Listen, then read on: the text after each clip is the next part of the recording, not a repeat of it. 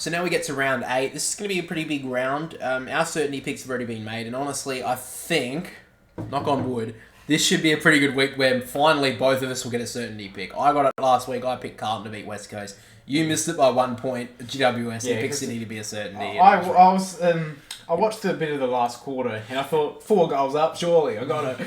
I know. I was at work, and after work, I looked at the scores and like, how the hell did I lose that one? And I watched the replay, and I saw that they just stopped this one. So yeah, but now we get to round 6. But now we get to the start of round 8. First game of the round is Carlton versus Brisbane. This is a hard one. I think this is very hard because it's in Melbourne. If it was in Brisbane, this is Brisbane every day. But for me, I've picked Carlton just because I think they're a little bit better in Victoria. Yeah, I've went Brisbane because the fact is that they have the runs on the board. They've won the past 4. They've won the last 4, and they look better. Like Danaher, Hipwood, they look better in at how they're going at the moment. So I've went Brisbane. After that, we get to probably not the worst game of the round, but it's I don't know. It's up there with one of the worst games of the round, in my opinion. It's Richmond versus West Coast. Because this is the MCG, I'm picking Richmond, and even though I got the second, my brother had the first pick this week, but he had picked a different game. I'm picking Richmond for my certainty pick against West Coast. Richmond aren't playing that well, but they're playing better than West Coast, so I'm going to give Richmond my certainty pick. Yeah, I've went Richmond, unless if West Coast somehow get like 15 of their players back off the injury list this week, Richmond should win. And at the MCG, where it used to be the bloody fortress, that they should be able to win again. Yeah. After that, we get to Geelong versus Adelaide. If this wasn't down in Geelong, I'd be giving this a 50-50. Yeah. But the Crows have not played very well down in Geelong at all for a long time. And Geelong look like they're getting back to some of their best form. Yeah. And I think, like last week with Geelong, the Hawkins factor of him being back in form, I don't think they have Cameron still being in form as well. Yeah, and Cameron as well. But I mean, the big body of Hawkins, I don't think the Crows have the matchup for him. I don't think Butts he's like he might be a bit bigger than Zach Fracture. Yeah, but he's just not the same. He's just not going to be the matchup. And then Hawkins, I think, will have another field day again. After that, we get to the my phone died. Hang on, no, it didn't. Anyway, Gold Coast versus Melbourne. Now the Gold Coast, I think, are back in a little bit of form, but I think, and it is up in the Gold Coast as well. But I have picked Melbourne for this one. I think Melbourne are definitely up there as one of the premiership favourites, and the one thing the Gold Coast have on their side, though, is when Melbourne have been off this year, they've lost pretty well. They've probably lost pretty poorly. They've been off by a lot. They've lost and they did lose up in Brisbane or Queensland earlier in the year. Yeah. So, but I am picking Melbourne for this game. Yeah, I think Melbourne. I think it does. Like, you just don't trust the Gold Coast how they're going at the moment, and I think, yes, they played Richmond, but this week you're playing against a good midfield. And it will be the Gold Coast midfield will be exposed by the Melbourne midfield. After that, we get to one of the bigger rivalries in the AFL, GWS versus the Bulldogs. The Bulldogs did play very well on the weekend, and the Giants did too.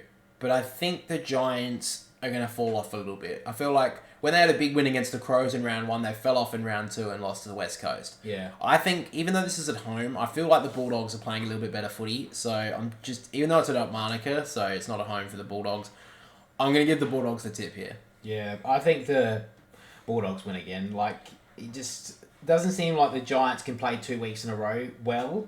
Yeah. And I've just got more faith in the Bulldogs to win again. After that, we get to Fremantle versus Hawthorn. This one, I think, is the worst game of the round. Worst game of the round. This one is at Optus Stadium, so Fremantle should win this game. Hawthorn have looked better in the past few weeks, but I feel like Fremantle surely win this one at home. Yeah, I think they do. Like, you just can't think that they'll lose another game at home. The Dockers, they lost to North Melbourne in their first home game of the season.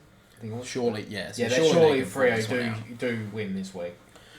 After that, we get to Sunday. This is Port Adelaide versus Essendon. I think this is a big game because Essendon obviously poor against Geelong in the first quarter last week, and the week before that they were poor in the fourth quarter against Collingwood. Yeah. So this down at Adelaide Oval, they did beat Melbourne at Adelaide Oval and Gather Round, but I feel like Port Adelaide at home. Port Adelaide should, and I think need to win this game to cement themselves, to put themselves in the 8 and actually prove themselves a team to beat this year. Yeah. I mean, they're in the top 5. They're in the top 8 right now. They're nearly in the top 4. I think Port Adelaide should win this game and win this game pretty well. Yeah, I think I think Port should win. Essendon don't really have a great record in Adelaide. Like, yes, they did beat Melbourne in gather round, but they don't really have a great record. And Dixon should have a field day like Hawkins did last week with the big body of him against Zerk Thatcher. He should be able to have a field day. Marshall should come back in, so Ollie Lord may get dropped, but it'll be interesting what the ruckman do look like, because I think Lysett got injured in the Sandfall. And, I don't know if he'll come back in. But Teakle didn't look great against the Saints. But yeah, so it'll be interesting what the Port ruckman look like this week. Now we get to Collingwood versus Sydney. This was obviously the massive prelim final last year. Obviously, I think a lot has changed since then. Yeah. Sydney are not playing good footy. I'm not even going to mention the injuries because I think that Sydney's defensive injuries don't matter against Collingwood because Collingwood don't have a big bustling forward. Sydney honestly match up pretty well against Collingwood's defence. Collingwood's forward line. Sydney's defence match up pretty well against Collingwood's forward line. But I think that Collingwood are going to dominate in the middle. Sydney have not proven themselves in the midfield for the last 2 or 3 weeks. And I think in the Giants game, there was a lot of the time where Sydney were playing okay, but I've seen Sydney play a whole lot better, and I don't think they're going to be... Sydney have to be at their absolute best to beat Collingwood, or even get close to Collingwood, and I don't think Sydney have found that sort of form at all. So I'm going to be picking Collingwood this game. Yeah. I think Collingwood win. They won without Pendlebury, which is rare, obviously, because he's been there forever. He doesn't miss many games. He doesn't miss many games, so he'll probably come back in, likely. And there's someone have a good record in Melbourne, don't they? MCG, but I don't before the grand final. They did. The grand final, but Collingwood should win. They've got they just look too good at the moment, really. Yeah, they've got the form. Final game of the round is North Melbourne versus St Kilda. I think a couple of weeks ago this actually could have been a pretty big contest. But North Melbourne have just fallen off the edge of the cliff. And I don't know what they can do to bring it back. They have played poor footy.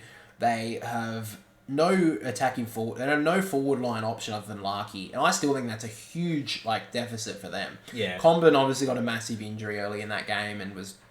it was unfortunate. He obviously broke his leg. I don't know if a lot of people haven't seen the clip because they won't show it, which I don't really know about that. I mean, I get that. I mean, if maybe they should just put a graphic warning on there, but whatever. I mean, if they don't want to show it, they don't want to show it. That's completely fine. Hopefully, he comes back because he's been very injury prone since he joined the AFL. So all thoughts go out to him and his family. But North Melbourne in this game are going to get beaten, and I think beaten comfortably at Marvel Stadium, where St Kilda are definitely at their best. Yeah, I've used my certainty pick on this game. St Kilda, they didn't win against Power, but they did show a lot in that game, and their midfield, because Dave Giniak was laid out, wasn't he, last week? He was out before the laid outs. Oh, but him being out, I don't know how long that will be for. St Kilda should win. They line up so much better, and Sinclair coming into the midfield the last couple of weeks has helped their midfield. Yeah, I think Sinclair definitely should be a lock in that midfield now. I think he played very well last week, and I think he should be in there for the rest of the season, to be honest. I think he's playing some good footy, Jack Sinclair, and I think he's a very underrated player. Yeah,